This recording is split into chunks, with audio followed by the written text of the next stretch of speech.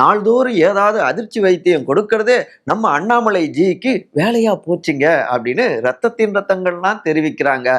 இப்ப ஆகஸ்ட் 30ஆம் தேதி மறைந்த தமிழ் மாநில காங்கிரஸ் கட்சியுடைய நிறுவனரான திரு ஜி.கே. மூப்பனார் அவர்களுடைய 24வது நினைவு நாளுங்க.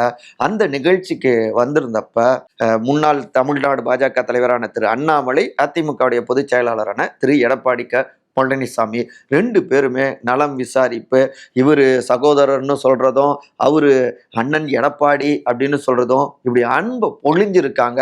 இந்த நெருக்கத்தை பார்த்து தான் என்னங்க ஷாக்கா இருக்குங்களே, ஸ்வீட்டஸ்ட் ஷாக்கு அப்படின்லாம் தெரிவிக்கிறாங்க 2 கட்சியிலையுமே.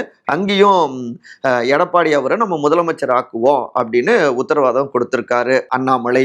ஏற்கனவே பார்த்தோம்னா ஒரு எடக்கு முடக்கா பேசிட்டு இருந்தாரு, இதனால பிரச்சனை ஆகுது, கூட்டணிக்குள்ளார ஒற்றுமை இருக்கணும், புதிய கட்சிகள் வர மாதிரி எதுவும் தெரியல, ஸோ அதிமுக பாஜக நெருக்கமா ஒற்றுமையோடு பயணிச்சாதான் தொண்டர்கள்கிட்டயும் நம்பிக்கையை பெற முடியும், அவங்க இன்னும் இறங்கி மக்கள் கிட்ட இந்த கூட்டணியை வெற்றிகரமான கூட்டணியாக மாத்துவாங்க, அவங்க நம்பிக்கையை பெறணும்னா ஈகோவை விட்டுட்டு 2 பேரும் சேர்ந்து பயணிக்கணும் அப்படின்னும் டெல்லியில இருந்தும் அட்வைஸுகள் வந்திருக்கு. அதனுடைய தொடர்ச்சியாகத்தான் இப்படியான சுபமான காட்சிகள், தோழமை காட்சிகள் அப்படின்னு தெரிவிக்கிறாங்க.